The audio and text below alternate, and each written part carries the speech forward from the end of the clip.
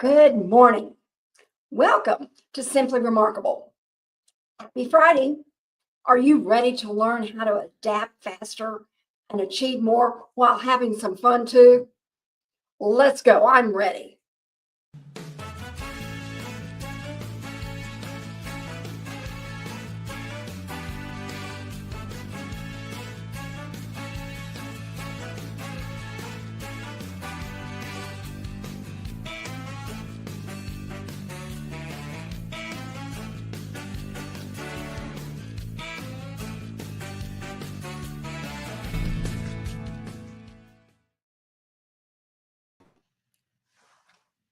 Greetings to our live audience joining us today from LinkedIn, X, YouTube, Facebook, and Instagram. We look forward to this weekly conversation so that you can get to meet and know our featured speaker personally as we do. Now, we've got the chat line open for you. Just join us because we love to engage with people. That's what we do. And we'd love to hear from you. Now, our featured speaker today is Courtney Clark. Now, she calls herself the luckiest unlucky person in the world. She's an international accelerated resilience and revisionary. I have to stop on that one. ReVisionary Thinking fun keynote speaker. She's a 4-time World Trade Center related cancer and brain aneurysm survivor and a best-selling author. She has cracked the code on resilience by living it and researching it. Welcome, Courtney, to Simply Remarkable. We're so glad you're here. This is your first time with us, and we just appreciate taking the time this morning. Now, I know you travel a lot, so where are you coming to us from today? I'm home. And that is? I'm in Austin, Texas. Yay! All right. How hot is it there? So hot, but apparently it's been hot all over the country, so I'm not going to complain. Yeah, we're all in it. But we're getting more, we get rain and, just all that. So, hey, we're in it all together. Now, this time goes by so fast, Courtney. So we're just going to jump in. Is that okay? I love it. All right. Now, Courtney, tell us, what kind of kid were you growing up? Were there early signs of the strength that would later carry you through so much? Did you see it? Maybe. I think that my family would tell you no. Because I'm a little bit of a drama llama, which lends itself very well to being on stage. But so I feel things very deeply. And so I think my family interpreted that as me being weak, maybe. What I learned, though, is that the best way to get strong is not to not feel the emotion. It's to feel it, process it, and work through it. And so part of what I love to do in my work is kind of rewrite that conversation about what resilience looks like. And it doesn't look like, always being happy, or it doesn't look like always being strong and stoic. It can look like really being in the struggle and then just crawling out whenever you can. I love that. Because that is revisioning thinking, and we need to hear that, I believe, because that can be silent. When we're silent, that can hurt us, I found, more than anything. So thank you for sharing that. That's going to be key to what we learned today. It really is. To me, I always say that I don't think resilience comes from positivity. It comes from adaptability. We equate resilience and positivity often because people who are resilient display more positivity. They seem more upbeat. But positivity wasn't the input. That's the outcome down the road. The input, the thing that got you there to that resilient state, was adaptability, the willingness to shift and change and pivot, do things in a different way, revise your goals, revise your plans. And so that's what I teach audiences. That's what I work with my clients on, is that adaptability, because I think that's the key. I agree. When I read your book, because you do have a book called ReVisioning Thinking. Yes, ReVisionary Thinking. When you have to change your plans to reach your goals, because a lot of us, we do. Adaptability, we have to do that. Oh, Janine has joined us this morning. Thanks for joining us, Janine. And she says adaptability is key, is key and a tool that's built throughout youth. Perspective. Thanks, Janine. Yay.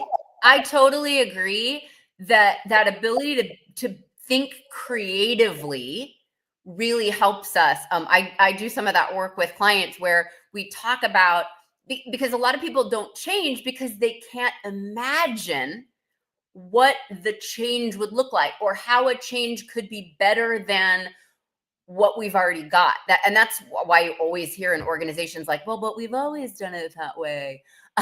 It's that lack of creativity. Yes, always. Nailed it. Janine nailed it. Right. Now, Courtney, you call yourself the luckiest unlucky person in the world. When I first saw that quote, I said, whoa, okay. Can you walk us through what you've survived 4 major health issues, how that shaped your perspective on what luck really means? Absolutely. So when I had just graduated from college and started my first job in New York City, it was in Lower Manhattan, about 16 blocks north of the World Trade Center. I graduated from college in May of 2001. Don't do the math and figure out how old I am. Yeah. Age is just a number. That's right. And listen, I'm grateful for every year at this point. And so while that the trauma of that day really shaped me, I had no way of knowing that 4 years later I would be diagnosed with cancer. And at the time that I was diagnosed, I had no idea that it was related to my World Trade Center exposure. That wouldn't come for over a decade later, that connection was made. So I was diagnosed with cancer, and I went through a divorce at that time. I found out that it wasn't a good idea to have children. I was diagnosed with cancer again a second time. I've been very lucky. We've always caught it very early. But then at 5 years, cancer-free, a scan, I asked my doctors for a scan, and they said, oh, well, you don't need it. We don't, there's not any cancer anywhere else. I said, oh, no, I know, but it's going to keep coming back, you say. So we should get a baseline set of scans. And they scanned my brain, and they found an aneurysm that was about to hemorrhage. And I'd actually been born with it.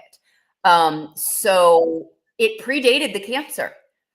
But if it hadn't been for September 11th, I never would have developed cancer. But if it hadn't been for cancer, they never would have found a brain aneurysm that was about to hemorrhage. So I had 3 brain surgeries in 8 days. And I've gone on to have cancer 2 more times. And so I do somehow feel both very unlucky, but weirdly lucky. Exactly. And you've used it to help others. That's the part that I see in what people have said in your audiences and all like this, that's a powerful, powerful message to be able to do that, and see that. Well, you know what it is, Sue? We all struggle. Struggle is not unique to those of us with cancer or other big health challenges. We all struggle. And so what I've done is then I've gone on to do research on resilience, and where does it come from, and how do we get it, and what stands in our way, so I can combine my story, which is sort of dramatic, with that research, and then help people who might feel like, well, what I'm going through isn't that bad. I don't have any right to struggle, or I just don't know what to do. If I can frame it up for them, then they know they're not alone, and give them skills and tools, and then it will have been worth something. Exactly. That's so worth it. So worth it. And that's what people are seeing, that they need now. There's so many needs out there that you don't know. So in your audiences, you never know. That's right. Do. Changing so fast. I mean, we are all being called on to change, to leave behind who we were before. So I just don't see that changing. I don't either. That's where your adaptability comes in. And we're just going to really focus on that. Now, Janine can see right now the joy in your voice. And that is what is needed. People need to see that. Even though all you've been through, they need to see that there is joy, at the end, that's it. Now, your revisionary thinking method. See, I'm getting that word right. Okay. Got it. Focuses on changing plans while still reaching goals. Now, can you give us an example of how this worked in your own life when I'm sure traditional stick to the plan thinking would have failed? Yes. Oh, it's honestly the story of my entire life. I would say the first time I really didn't even know what I was doing, but I put it into action. I thought I was going to be an actress, and I moved to New York City. I studied musical theater at New York University. I mean, I was all in. But the closer and closer it got to graduation, I had that little voice, the little voice. And the little voice was like, you're good. You'd work, but I'm not sure. There's no guarantee in this business that you're going to be a star, that you're going to make it. You'll be able to support yourself. And, you have all of these friends who do the audition thing with so much grace and poise, and they're okay with the uncertainty of this industry. They're okay with the fact that even if you get the job, there's 85 other blondes waiting outside the door. They're prettier than you. They can sing higher than you, and you could get replaced at any time, and everybody knows it. I didn't like that feeling of being replaceable. And I remember one day, it was spring of my senior year. So that's when you're, of course, for anybody really deciding, like, where am I going after this? And I had this aha moment, and I went, I love performing, but I hate the life of a performer. And I thought about it for a little while, and I was walking through Union Square Park, and my brain just settled on this phrase. I said, I don't want to be famous. I want to be important. And that's different in a way that I'm not sure, sophomore year in high school me could have gathered. Like, I set this goal as a child, but it wasn't really what I wanted in life. It wasn't the actual life that I wanted to have.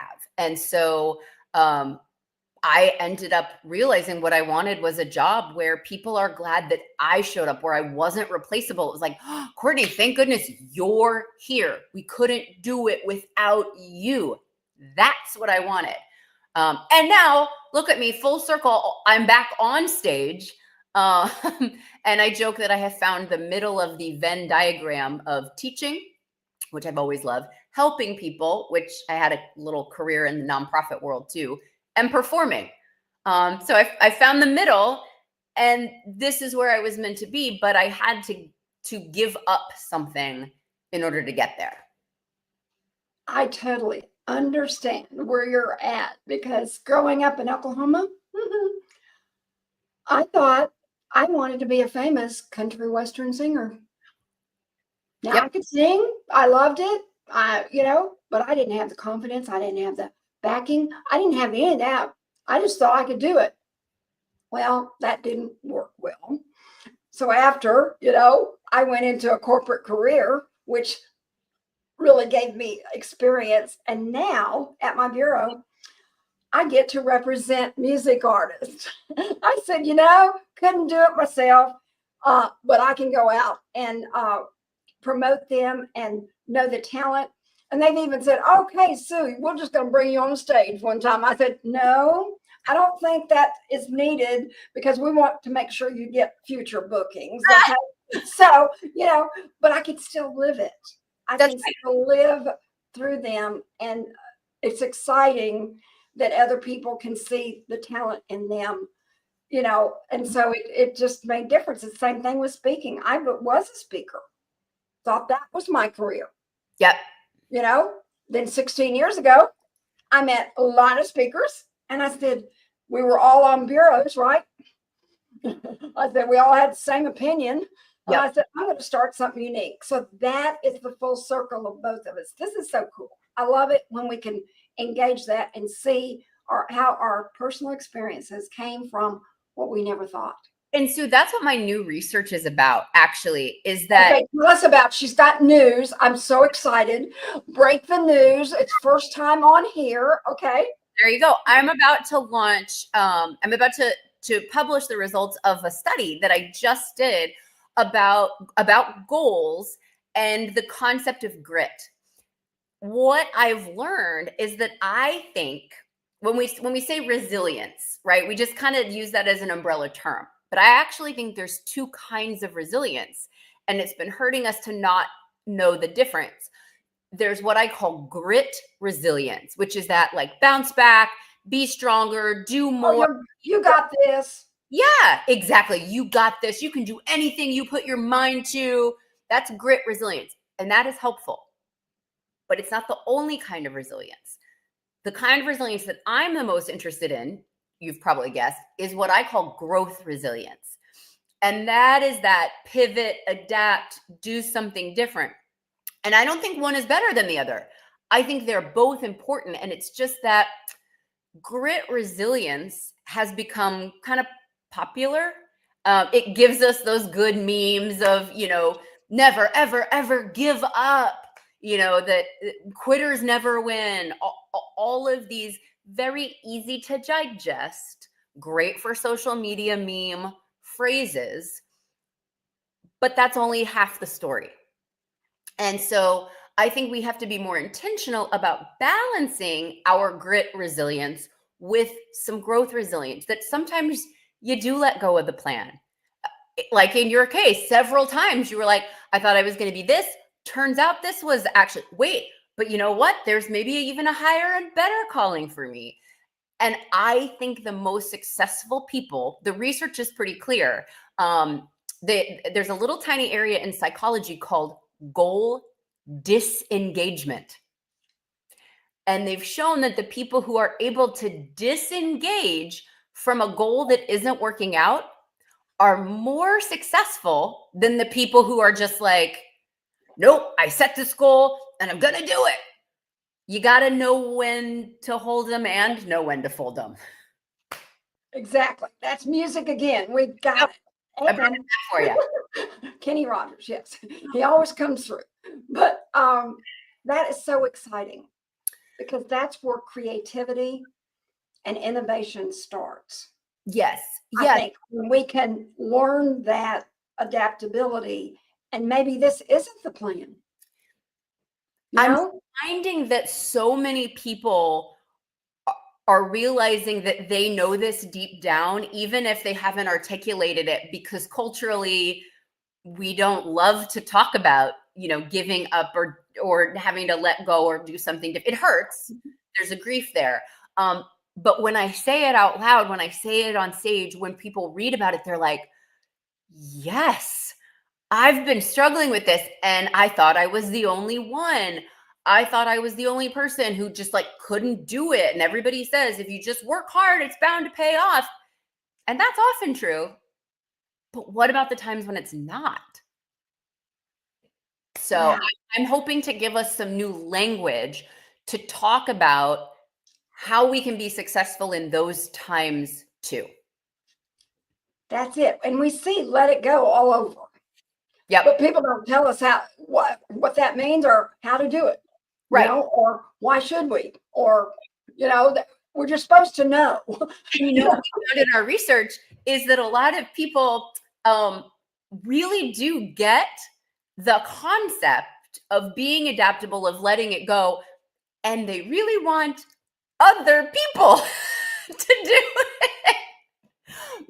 But you're right. When it comes to ourselves, what we found is that there's this huge gap between like what people know to be true. Like, okay, yeah, sometimes I have to let go of the plan. Sometimes I have to pivot and change and do it a different way. They're on board with that.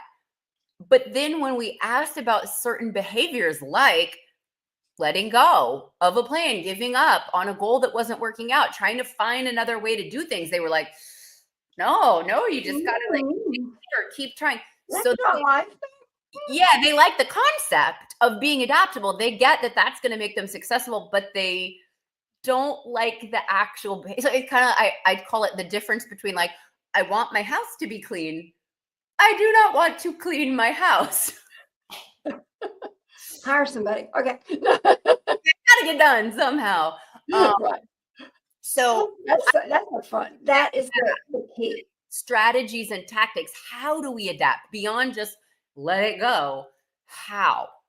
And you bring that message, and that is so key. That's so key because we need the how-tos. There are ways. Training. Yes. We need exact. We just can't hear it and then go do it. It's kind of like anything else. In the change, I see so fast coming and all. We're just supposed to know how to do it.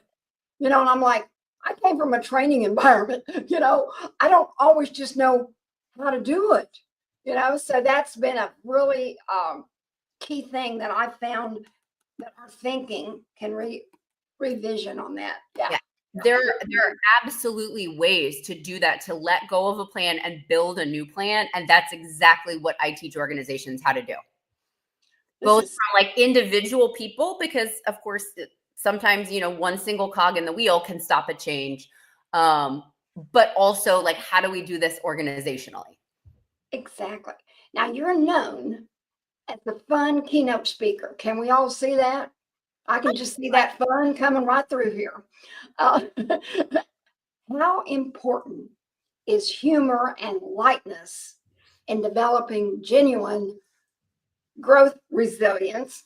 And how do you balance that with still respecting people's real struggles? I think it's treating both sides as real, which they are. So I was diagnosed with cancer the first time at 26, and I became part of, and then ultimately worked for, a young adult cancer support group. And Sue, I got to tell you, like, we have some dark humor in the young adult cancer world, because that's how you survive and that's how you get through. And so what I realized I could bring to my work is that balance of, this is a really serious topic that we're talking about, but if I don't give you a moment to breathe and to laugh, then you're not going to be able to implement the strategies that I'm about to give you next. So I really work very hard to have, once pretty early on, this woman gave me maybe the best compliment I've ever gotten on my speaking. She said, I laughed and I cried and I took 6 pages of notes. So, I like that roller coaster because that allows us to learn. We have to have that levity. I can't just be talking about like, and then I thought I might die, and then I got cancer again, and here are all the bad things that happened to me because of this. I crack the jokes because that's where we then can like bond and learn. Yeah. But because you already know that I've been through it, and I'm not just like platitudes, but what I learned is that I'm going to survive no matter what. Because I'm honest about it, then people will laugh with me and not feel like I'm minimizing either. Exactly. Janine says that's the perfect combination. So your audience say the same thing. That's key. That's key to doing this. It's key. Now, looking ahead, What do you see as the biggest challenge people will face in building this growth resilience? And how can we prepare for the types of change that we can't even imagine yet? Because we know it's coming. I mean, it's fast. It'll be here this afternoon. Right. There's going to be something come up. I know. I know that. Okay. Yes. So what's the challenge? What's the biggest challenge today that we can take away? Well, the first part of your question, I think the thing that we need to do to develop growth resilience is really recognize it as distinct from grit resilience. And Okay. we need to start paying attention to those messages of grit resilience and the, dig deeper, keep going, never give up, quitters never win. If we can start to see like, oh, wow, that was a part of my life. In my research, 71% of working Americans were raised to never give up. And yet most of us acknowledge that we got to pivot and change and adapt in order to be successful. So we have to start balancing the scales. And whenever we get those messages of like, oh, you can do it, I believe in you. Just, if you believe it, you can achieve it. Let's start recognizing that those are true. But this other thing is true too. And trying to like put a few more rocks on the scale over here to balance our growth resilience. And to do that, what we want to do is constantly take on new challenges. So we're not blindsided when, like you say, the next one comes down the pipe. So, I mean, I do silly things. Last year, I said, I'm going to learn a couple new things. I took ukulele lessons. I taught myself how to hula hoop. That's silly and low stakes, but what it does is it gets our brain used to that habit of creating new neural pathways. Exactly. That's exactly what we're talking about. And that's some new science that's coming out. The brain health and all like this matter. Yes. Because, that's what keeps us going here, because we've got to have that healthy. Yes. Look, our time is almost up. Can you believe it? I mean, look, we could be here for hours, and we will certainly have you back, because I know the results. People want to hear more. Great.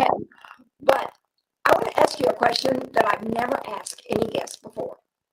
And I decided, yeah, she can go for it. I bet she can go for this. What is a question that you wish hosts like me would ask you, but we never do? Ooh. I think that I wish more people would ask about the dark times, because we talked about that feeling of, being alone and that the rest of the world is really positive. And a lot of times we talk in these segments about like staying positive and, but the reality is that it is sometimes those worst moments that give you the knowledge that you need, that give you the connections with other people. You see who's there for you. I don't think that I would be doing the work that I'm doing if I ignored the dark moments. So to circle back to the very way we started, it's acknowledging those emotions rather than just like being so stoic and pushing through them, really grappling with them. That's what's so important. Thank you. Because that's part of letting go too, being able to let go. Yeah, I got to feel it first. Yeah, that's it. Woo.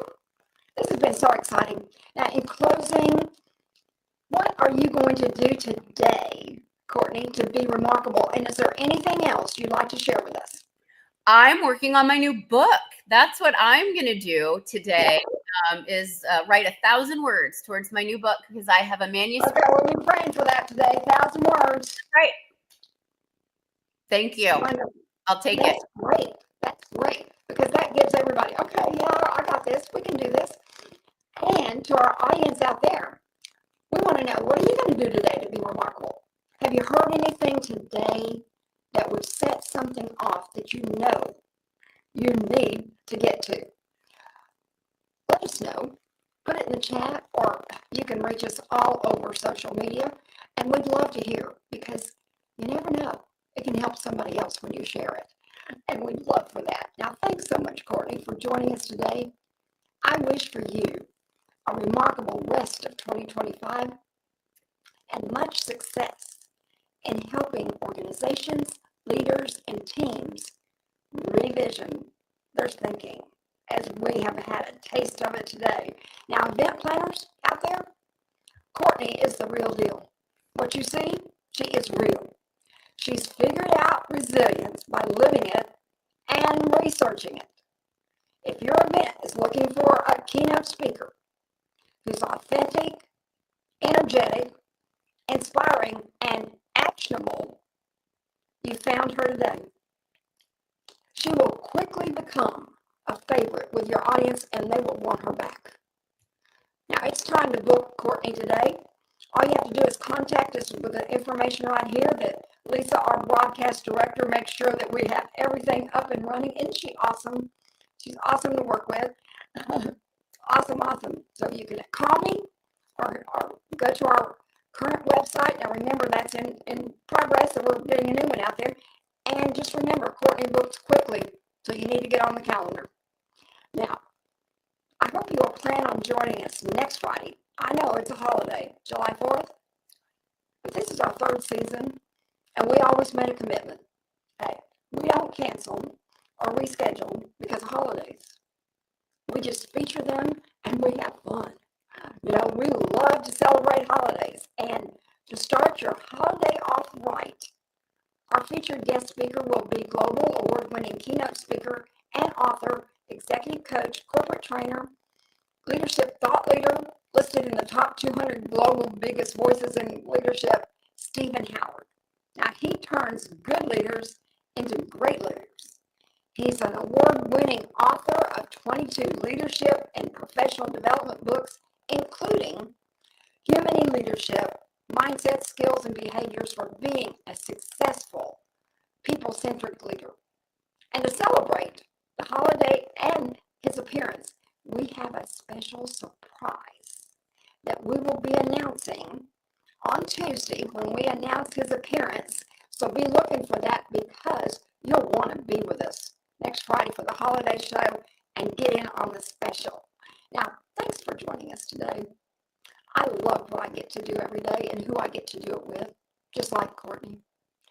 And as our tagline says, let's be remarkable together. I'd love to help you have an event that will be an experience of a lifetime. Now, I want you to remember to continue to pray and support those who are still recovering from the devastating effects of Hurricane Helene, Milton, and the California fires, especially here in Western North Carolina. It will be a long-term recovery for all these people. And we're now starting a new hurricane season, and we're still recovering from the last one. So we can't forget them. Don't forget them. Remember, they still need our help. And again, I wish you a happy summer weekend. I want you to stay cool because it's warm out and hot everywhere. And we will see you here next week. Thanks again, Courtney. You were remarkable, and we can't wait to have you back.